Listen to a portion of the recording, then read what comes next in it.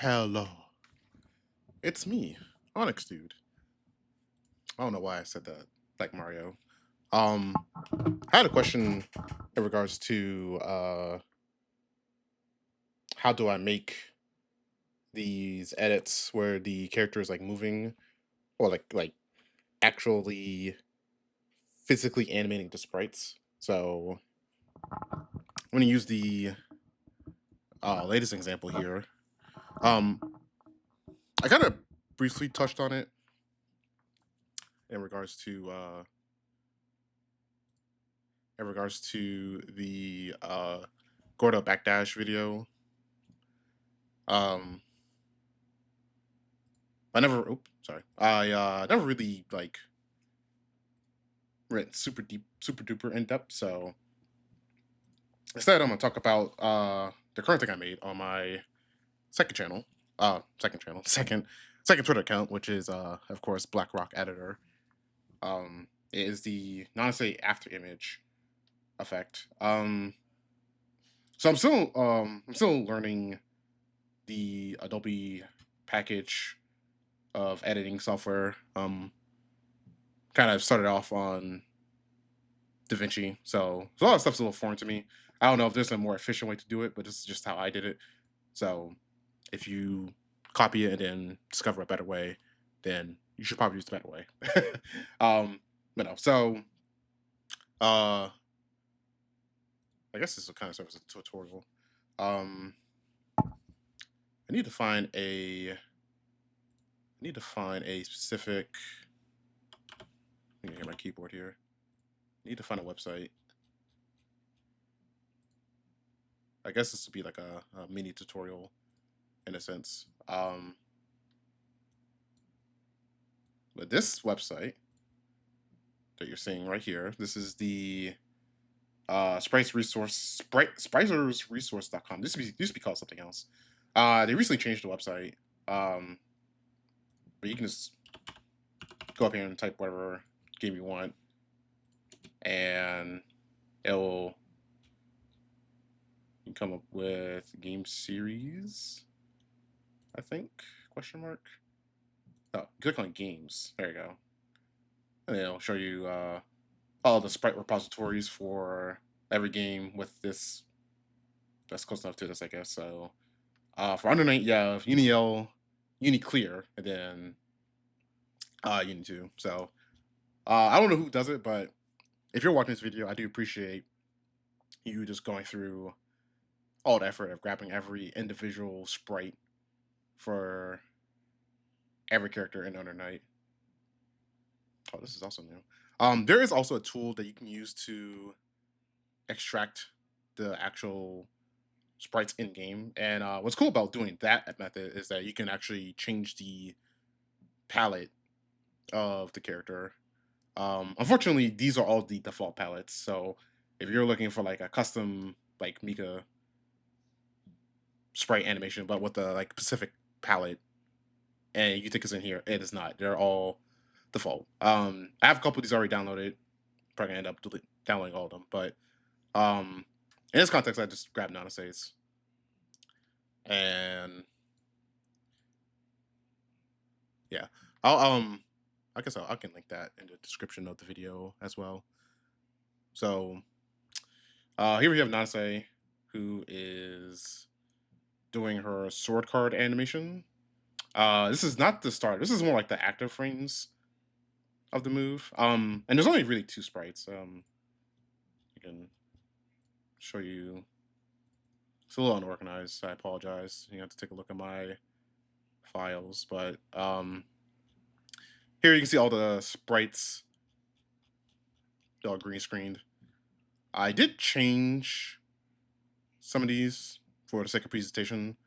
Um, the green screen remover does some weird things because Nanse's skirt is also green. So I changed some of these to be blue screened, as you can see right here. In DaVinci, this technique you use where you can like use the 3D keyer and then you mark over a color and then you can get rid of that color. But if you mark the green on here, it will turn everything else on Nanase there's green into blue, which is not what I wanted. So I just changed it to being blue since there's nothing that's blue on her to begin with. But here I also just opened up GIMP and just cut out the green screen and just have a purely transparent Nanase. Yeah, these are the frames of her actual sword car animation. So you can see they're numbered up here. So you have like 210, 211, 212, and then 13, 14, right? And then she kind of stops, right? So yeah, when she's actually doing the attack, it's just these two back and forth. So I just grabbed those because those are the only things I needed for the edit. And then to make the actual like after images or like trailing effect, the first thing I had to do was actually create a composition in After Effects and basically just have her do this animation for a couple seconds. I needed to have it last for a while, but also there's a technique you can use where like you could have it theoretically stop at like the 1 second mark, and then if you recognize what frame she stops on, you can cut the footage and then splice in the next frame, and then like of next frame of this footage, and you could just like put that on your timeline and have it extended for long periods of time. But all I did was I'll zoom in here. Oops, is that really gonna do that every time? It is. Here, let me do this. That's a little awkward. Yeah, it's actually pretty annoying. So all I did was in After Effects, you press page up and page down. You can advance by a frame. So this is 1 frame and then 2 frames. So I just went by 2 frames and used the 213 sprite, and then following that immediately I put down the 214 sprite, and then I just copied and pasted it like several times over to get the final product, which is just her looping this animation. So I had to do this composition, and then take this composition and then move it over here to the final version. And here you can see the effect in motion added after images. So to do this, what I did was I moved Nanase off screen. And if you're using After Effects, I guess you can follow along. But click on the image you're using over here. Hit P to get position. And this clock right here, this is called a keyframe. And basically, when you're working with animation, all you're doing is just using keyframes. So you can kind of see this little symbol right here. Oh, I did not mute my phone. Oops. I think my lunch is here. Yeah, my lunch is almost here, which means that someone's going to yell up for me to come get it.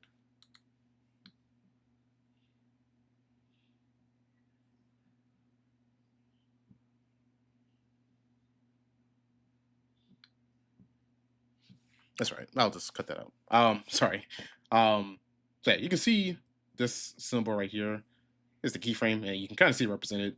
So basically, you set the keyframe by clicking this stopwatch, and you would advance forward a certain number of frames, and then you would get to the timestamp you want to go to. So here, this is a full second, and you tell the program, okay, this image should be here on this frame on the timeline, and it will basically say, okay, we understand. We'll move the image over starting from whatever position you picked initially, which was off screen, and then move it in. The further away you make a keyframe appear, the longer it will take for the image to get there. So just as an example, right? I'm gonna keep the other after image. I'm gonna actually get rid of all this other stuff. I'm gonna move the keyframe to like 5 seconds, right? And you'll see it takes her way longer to kind of get to that position. Control Z. And of course, if I put it to like 15 frames, roughly about 15 frames. Yeah, she'll get there super quickly. So I figured 1 second looked good. Have her just up here like that. So I basically just took that and then I cloned this effect 3 times to create each of the after images that you see, the red, yellow, and blue. So for the effects, I put a echo on here, and that's a mistake. Don't use echo. And the reason why you don't pick echo is it's really subtle. But if you're trying to make like an after image effect, like a chasing after image, if you turn it on and I hit play, oh, it's laggy. Yeah, it lags sometimes. You'll see here that the Nanase that's like properly rendered is moving. That's like the frames animation of her shirt and her shoes and wings moving. But the after images are not moving, which is not what I wanted. So I have echo on here. I just didn't take it out, but just turned the effect off. And here now you can see all this stuff is also mimicking what Nanase is doing, which is exactly what I wanted. But the 2 effects I found were the fill and Gaussian blur. Yeah, After Effects is a bit of a it's one of the programs of all time.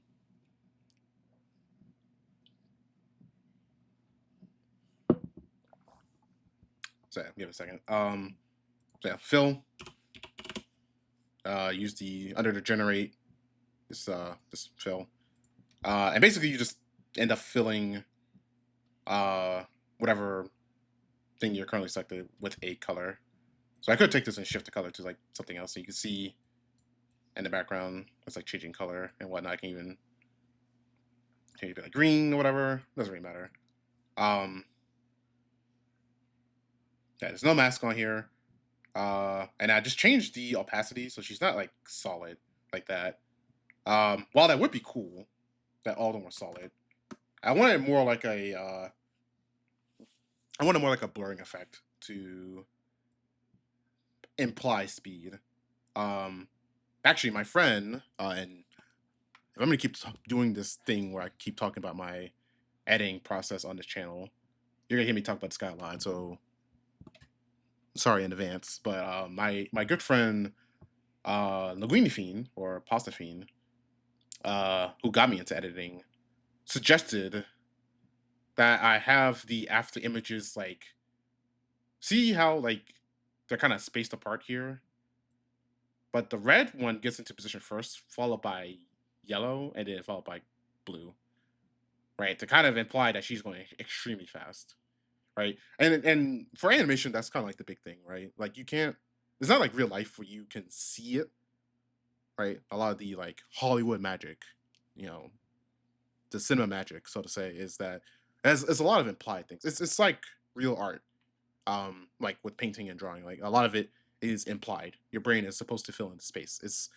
It's like a visual trick, but I'm not like trying to like actively deceive you. If that makes sense. Um, so yeah, the blur. I mean, the gloss and blur is just there to again just to apply speed and make it relatively smooth. And one last thing, if you're also going to use After Effects, or really any animation in particular, but you also need to know how to ease in and ease out, which when you're clicking on your keyframes here, which I'm just not noticing, I don't think only these are eased in. It's a little hard to tell. It's like, no, let me click it.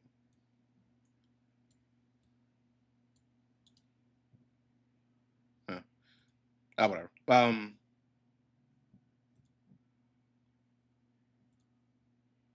No, okay, that's good. Yeah, so this little like hourglass thing you see, or like this weird peg, that's eased in or eased. Um, so if you like right click on here, go to keyframe assistant and then hit F9, or you just go up here and hit easy ease. So basically, what easing does is that when when you're keyframing an object in any editing software, right? You notice how she like kind of slows to a stop. If I didn't have like the ease in, she would kind of abruptly stop. Actually, I wonder if can I like just show this? Let's remove the ease in. I actually don't know how to undo it, but yeah, I don't know how to undo it. I mean, I kind of just like hit F9 on it again. Nope. All right. That's fine. Like, I guess I can't really show you, but if you try it for yourself, if you just try to like do it without easing in, your image will just kind of slide into place, like someone slid it into place. Um, right, and it won't have that like clean look to it. Like, notice how like when she comes on screen, you kind of get the motion blur here, right, and then as she stops, motion blur goes away. So it's like it's all one seamless shot that looks like that, right? So it looks cool. So yeah, and then I just rendered it out with the export and render queue. So that was for just the After Effects. What I ended up doing with it, I made this where I end up turning her around. Um, oh, my lunch is almost here. I thought my food was gonna be here. I'm hungry. Sorry, I haven't eaten anything all day. I got food on the brain. So here's the actual Nanase footage in practice, just like moving into place with the background. And I'll turn the background off just so you can see just what she looks like. Right. So she's kind of just like gliding in place. She's like sword carring. She's doing her 236 on some kind of plane. And then here she leaves. It's a little hard to see. Like right here. She's like here one frame, gone the next, right? And then she's just like gone. I could cut this to actually cut down on the size of the video, but that doesn't really matter. I don't think anyone's gonna really be paying attention to that. This, however, this was a this was a whole pain in the ass to do. I think I actually lost sleep last night trying to make this. Um, but I just took. Let me go to the second timeline here. This is second composition, and you can always just nest composition. So what I did was uh I oh not here. Basically I just took a image, specifically this image of a random Japanese countryside like town with a dirt road back here. I just took it and imported it into GIMP, and then I applied blur on it. And I spammed it a bunch of times on here. The reason why I spammed it on here is to increase the actual length of the timeline. So when you have more length on timeline, you have more room to kind of like stretch it back and forth and just like make it as long as you want. Um, you see I end up chopping up here. Um, is it gonna show me? You gonna play well today? Nope. All right, I'm gonna do it like this. So I'll go here and come into the Fusion page, and I just hit a transform on the Fusion page for DaVinci. And I basically added a wrap effect.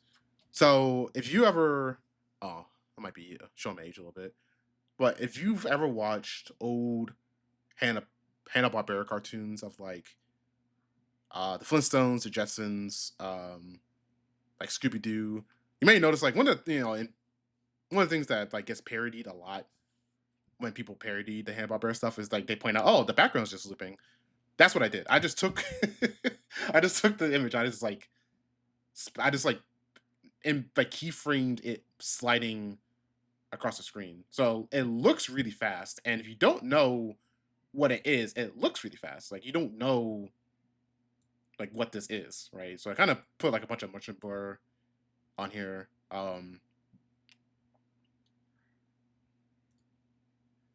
Yeah, I just gotta put like shutter angle on here, put motion blur on here. Really just to kind of obfuscate what you're looking at. So if you've never seen the picture before, or you're not like familiar with like what you're looking at, then you won't see it. um yeah, and I spammed it on here a bunch of times so that way it seems seamless. And then Nanase kind of just comes into frame, focuses in on her while the music's playing, and then obviously you can see the music down here. This is a Ridge Racer soundtrack. Oh, this is Rage Racer. Excuse me.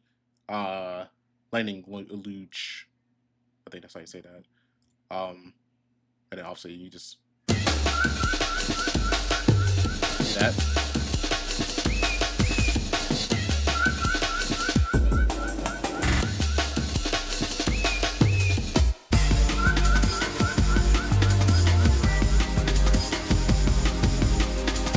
Right, and then here, right, the reason why we have this other Nanase up here, um, is that she is really, really fast. It looks like she actually does disappear, but she is keyframed to just shoot off screen here. And again, if I were to set this keyframe to be here instead, she would move off screen slower. And I probably could have done it like on the second frame, but I thought it would look cooler if she was like suddenly disappeared, right? Because independently, if it was just this clip, it would look a little weird. But within the context of this, she's just gunning it down the right. Right? And then she kind of just like comes to a sudden stop.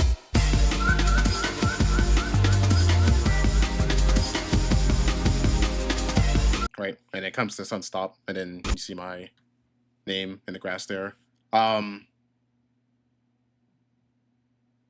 Actually, it's not supposed to be there. I think the final footage I'm like slightly up here, but that doesn't really matter. It's done product. I just use text layer. I probably could have went normal text, but I just put two text layers on top of each other and then add a little bit of background so you can actually make out what it says. And then just kind of convert the blurry footage to the actual footage of what you're seeing. Right, so it kind of looks like she didn't leave the area. Right, so it looks like she's still kind of, this is what she was like running from. Or like running towards, I guess. Right, and then the trademark, stay classy. Wow, this video took a long time to make, 22 minutes. My dad sent me a TikTok. But yeah, hopefully something like this makes a lot of sense. There was no real tutorial on like how to do something like this. I don't know. Trying to do the Toonami vibes has been quite a journey for understanding how to edit and like how to like just making the video itself. It's fun. I do get a little stressed when I'm like, I can't figure out what exactly the technique is called because I know the information is out there. You just gotta know what it's called. You just gotta know what it's called. So yeah, that'll do it for this video. Maybe I'll talk about some other video I made later. Yeah, if you want to see the final version of this video, by the way, it's again on my social at Black Rock Editor on Twitter. I don't know if I'm ever gonna post it to this YouTube. This is supposed to be used for something else. I'm not gonna say what, but you'll find out. Maybe in like a month and a half. I had a lot to make, and got some other life stuff trying to sort out. So anyway, this is the end of the video. Thank you for watching. I'll catch you in the next one.